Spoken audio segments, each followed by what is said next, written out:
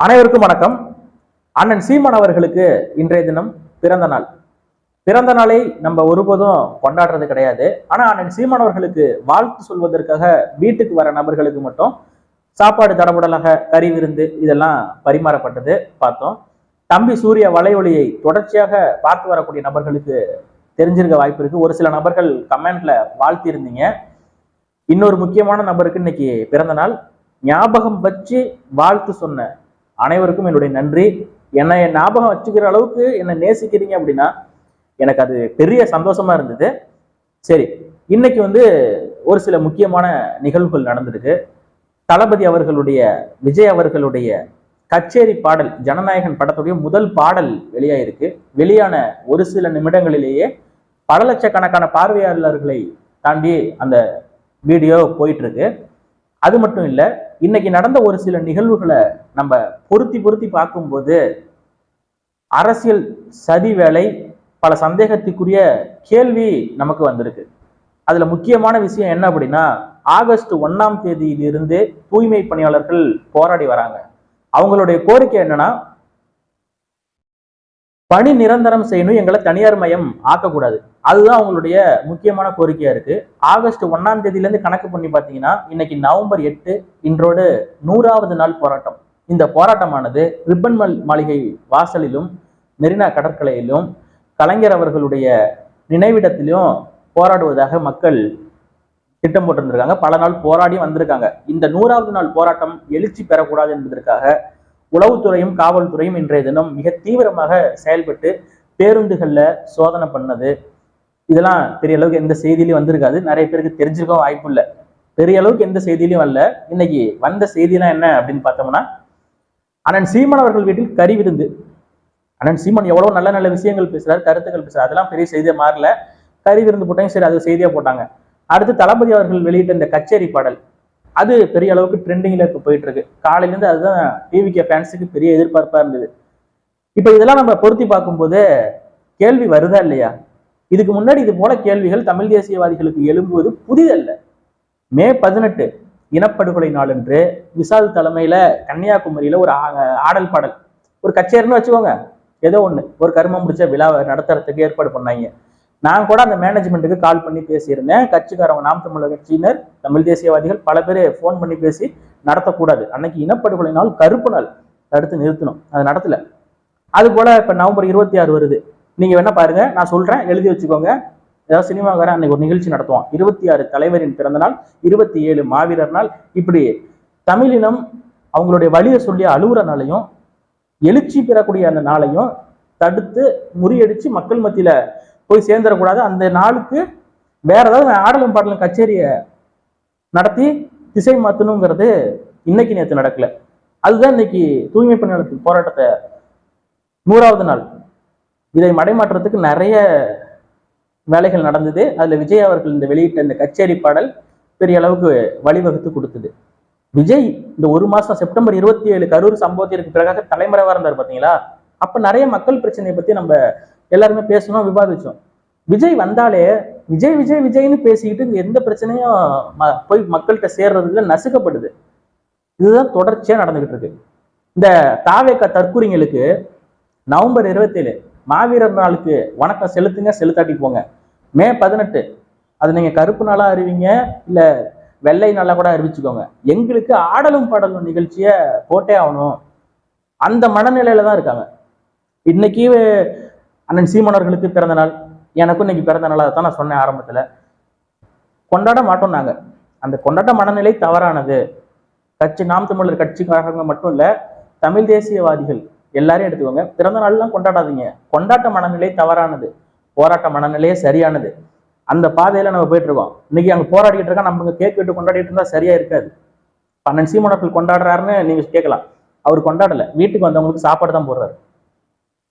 ஒரு கட்சியின் தலைவனுக்கு பதாகை அடிச்சு போஸ்ட் ஒட்டி பிறந்த நாள் காணும் எங்கள் சிங்கமே, எங்கள் வீரமே, அப்படிலாம் நாங்க ஒருபோதும் போட்டு அது கொண்டாடலாம் மாட்டோம். அது மட்டும் இல்லாம சமீபத்துல பார்த்தோம், அண்ணன் சீமான் அவர்கள் மேடையில் பேசி கொண்டிருக்கும் போது கீழே இருக்கக்கூடிய இந்த தாவேக தற்கூரிங்கன்னு தான் நினைக்கிறேன், அவங்க தான் பண்ணியிருப்பாங்க, மற்ற ஆளுங்க யாரும் பண்ணியிருக்க வாய்ப்பு இல்லை. அண்ணன் சீமான் அவர்கள் பேசிக்கிட்டு இருக்கும்போது கெட்ட வார்த்தை சொல்லி திட்டுறான். இந்த மோனே சீமான் அப்படின்னு கத்திட்டு அவன் போயிட்டு நின்று இருந்தா வேற மாதிரி ஆயிருக்கும். ஆனா அண்ணன் சீமானவர்கள் அந்த இடத்துல எப்படி ரியாக்ட் பண்ணாரு பாத்தீங்களா? வா உட்காரு, இருந்து கோவப்பட்டு போனவங்க கூட வா உட்காருன்னு சொல்லிட்டு ரியாக்ட் பண்ணாரு.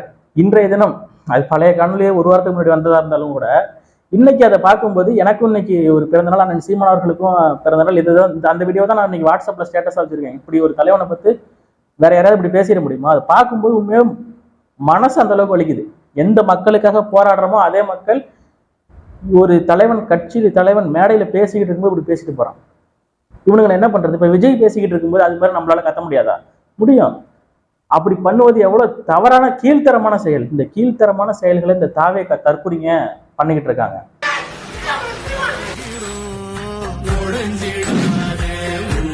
அதே போல அண்ணன் சீமான் அவர்கள் வைக்கக்கூடிய கொள்கைகள், அந்த கொள்கைகளை நக்கல் அடிக்கிறது, இதெல்லாம் சாத்தியமாங்க? பாசிபிளா? எல்லாம் நடக்காதுங்க. சும்மா வாயால வடை சொல்றாரு சீமான் அப்படின்ட்டு இவனுங்க யூடியூப்ல உட்காந்துட்டு வாயில வடை சொல்லிட்டு இருப்பானுங்க. சமீபத்துல ஒருத்தன் தாவேக்க தற்குறி சீமான் அவர்கள் பேசிய ஒரே பேச்சு, நெய்தல் படை கட்டி நான் கச்சத்தீவை மீட்பேன் அப்படின்னு சொல்லியிருந்தாருங்க. அதை அப்படியே போட்டு கட்டி அதுக்கு அம்மையார் ஜெயலலிதா அவர்கள் சட்டமன்றத்தில் கொடுத்த பதிலையும் எடுத்து போட்டு போடுறாப்புல. யாரை சொல்றேன் உங்களுக்கு தெரியும், நீங்க பார்த்துருக்க வாய்ப்பு இருக்கு. அம்மையார் ஜெயலலிதா என்ன சொன்னாங்கன்னா, மாநில அரசின் வரம்பு எதுவரை இருக்கும் என்று தெரிந்து நான் பேசினேன், மத்திய அரசின் மூலம் சென்று சரியான நடவடிக்கை எடுப்பேன், அதை விட்டுட்டு நான் நெய்தல் படையை திரட்டி கொண்டு போய் கச்சத்தீவை மீட்பேன் என்று முட்டாள்தனமாக பேசவில்லை அப்படின்னு அம்மையார் ஜெயலலிதா அவர்கள் பேசியிருப்பாங்க. அதை எடுத்து போட்டு சிரிப்பு, நக்கல். அந்த நக்கல் அடிக்கிற வெண்ண இந்த மீனவர்களை இலங்கை கடற்படை கைது பண்ணுது, அப்ப இந்திய கடற்படை என்ன பண்ணிட்டு இருக்குங்கிற கேள்வியை இது வரைக்கும் இந்த நாட்டுல எவனாவது எழுப்பியிருப்பானா? இல்ல நீ தான் எழுப்பியிருக்கியா? உனக்கு அதை பத்தி தெரியாது. உனக்கு என்ன தெரியும்? இங்க உட்கார்ந்துக்கிட்டு ஓசிஸ் வருதுன்னுட்டு எவனா நக்கல் அடிக்கதான் தெரியும். அப்படி நக்கல் அடிச்சுக்கிட்டு இருக்கானுங்க. அதே போல படித்தவர் படிக்காதவர் அனைவருக்கும் அரசு வேலையை நான் தருவேன், அதை நக்கல் அடிக்கிறது. அது எப்படி கொடுக்க முடியும்? அது இவனுக்கு எப்படி இருக்கானுங்கன்னா, சமீபத்தில் நடந்த இந்த டிஎன்பிஎஸ்சி தேர்வு 11.5 லட்சம் பேர் எழுதுறான் எக்ஸாம். எத்தனாயிரம் போஸ்டிங்க்கு? வெறும் 2538 போஸ்டிங்க்கு. அப்படி ஒரு முட்டாள் கூட்டத்துக்கு நடுவுல நான் எல்லாருக்கும் வேலை கொடுப்பேன்னு சொல்லும்போது உங்களுக்கு நக்கலா தான் தெரியும். ஆனா நீங்க வெறும் 2538 போஸ்டிங்கு 11 லட்சம் பேருக்கு எக்ஸாம் எழுதுறமே, நம்ம தாண்டா ஒரு முட்டாள்னு நீங்களே புரிஞ்சுக்கங்க. 2500 போஸ்டிங், வெறும் 2500 போஸ்டிங் 11 லட்சம் எங்க இருக்கு? 2500 எங்க இருக்கு? பைத்தியமாடா நீங்க? அப்ப அரசே எல்லா தொழில் வேலையும் எடுத்து அரசே செய்யும் போது அரசால எல்லாருக்கும் வேலை கொடுக்க முடியும். நீ எல்லாத்தையும் தூக்கி பிரைவேட்டுக்கு கொடுத்துடுவ. இப்ப கூட தூய்மை பணியாளர்களை தூக்கி பிரைவேட்டுக்கு தாரைவா இருக்குது இதே திமுக. கச்சத்தீவை தாராவார்த்த மாதிரி இப்ப மக்களை தாராவா இருக்காங்க பிரைவேட்டு கிட்ட. அவங்க 100 நாள் போராடுறாங்க. அவங்க கோரிக்கை என்ன? பணி நிரந்தரம், அடிப்படை ஊதியம், இதை கொடுங்கன்னு சொல்றாங்க. இதை கொடுக்க முடியல, இதையும் தூக்கி பிரைவேட்டுக்கு கொடுக்குறாங்க. அரசு என்ன பண்ணுது? டாஸ்மார்க் மட்டும் நடத்துது. அப்படி அதை கேள்வி கேட்க துப்பு இருக்காது. சீமான் இதை பேசிட்டாருன்னா அதை நக்கல் மாரி அடிக்கிறது. ஏன்டா டேய் பைத்தியங்களா, 1ஆம் நம்பர் அடிப்படை அறிவு இல்லாத தற்குறிங்கிறத நீங்க என்னைக்கு உணர்றீங்களோ அன்னைக்கு தாவே கவலை இருக்க மாட்டீங்க. ஒரு பேசிக் நாலேஜ், நான் அரசியல்ல எக்ஸ்பீரியன்ஸா இருக்கணும், எக்ஸலண்டா இருக்கணும் அப்படின்லாம் சொல்லலை. பேசிக் நாலேஜ், பேசிக் பொலிட்டிக்கல் நாலேஜ், அடிப்படை அரசியல் அறிவு, இது தெரிஞ்ச ஒருத்தன் கூட தாவே கவலை இருக்க மாட்டான். வேணா இதுக்காக வேணா இருப்பான், கூட்டணி போவாங்க, ஏதாவது சீட்டு கொடுப்பாங்க, அதுல நம்ம ஜெயிச்ச எம்எல்ஏ வாங்கி நிறைய ஏன் பண்ணலாம், சம்பாதிக்கலாம், அதுக்காக வேணா போன ஒழிய ஒரு வேற ஒரு நோக்கமும் கிடையாது, கொள்கையும் கிடையாது. இத்தனாயிரம் பேர் செத்து, மக்கள் 41 பேர் இறந்து போயிருக்கிறாங்க. இந்த கச்சேரி பாடல் இவர் இப்ப வெளியிடுறாரு. எப்படிப்பட்ட புரட்சிகர தளபதி இவரு? இப்படி ஒரு தளபதி இந்த நாட்டுல இதுவரைக்கும் யாரும் பார்த்தது இல்லை. 2 பேருக்கு நடுவுல தான் போட்டியே. ஒண்ணு டிஎம்கே, இன்னொன்னு டிவிகே. கரூர் பிரச்சனைக்கு அப்புறம் சோர்ந்து போயிருக்காங்க இல்லையா, கொஞ்சம் உற்சாகப்படுத்தி விடுறது, உஸ்பேத்தி விட்டு இவர் வீட்டுக்குள்ள போயிடுவார், அது வேற விஷயம். அதனால வெற்றியோ தோல்வியோ கடைசி வரைக்கும் அண்ணன் சீமானவர்கள் கூட தான். ஜெயிக்கிற பக்கம் தான் நிக்கணும் அப்படின்லாம் ஒரு அவசியமும் கிடையாது. கடைசி வரைக்கும் தோத்தே போனாலும் உண்மையின் பக்கம் நின்றார்கள், போராடினார்கள், செத்தார்கள். ஒருபோதும் இந்த கட்சியை வச்சு வளர்ந்துட்டு சப்ஸ்கிரைபரை ஏத்திக்கிட்டு அங்கிட்டு இங்கிட்டு போய் நாக்க தொங்க போட்டுட்டு அலையிற நாயாக வாழ்வதை விட இங்கே புலியா இருந்து செத்துட்டு போறது மேல். அந்த கொள்கை உறுதி கொண்டவர்கள் தான் நாம். இப்ப கூட பேசுறாங்களே, தாவேக்காவுக்கு ஆதரவா பேசினவங்களாம் தாவேக்கா தனிச்சு போட்டிட்டு 234 தொகுதியில வேட்பாளரை போட்டாங்க அப்படின்னா அதுல 50க்கும் மேற்பட்ட வேட்பாளர்கள் திமுக கிட்ட விலை போயிடுவாங்க, இன்னொரு 30 வேட்பாளர்கள் அதிமுக கிட்ட விலை போயிடுவாங்க. ஆனா நாம் தமிழர் கட்சிக்காரங்களும் எல்லாம் ஏழை தான். பண வசதி இல்லாதவங்க தான். ஆனா விலை போனதை நான் பார்க்கலப்பா.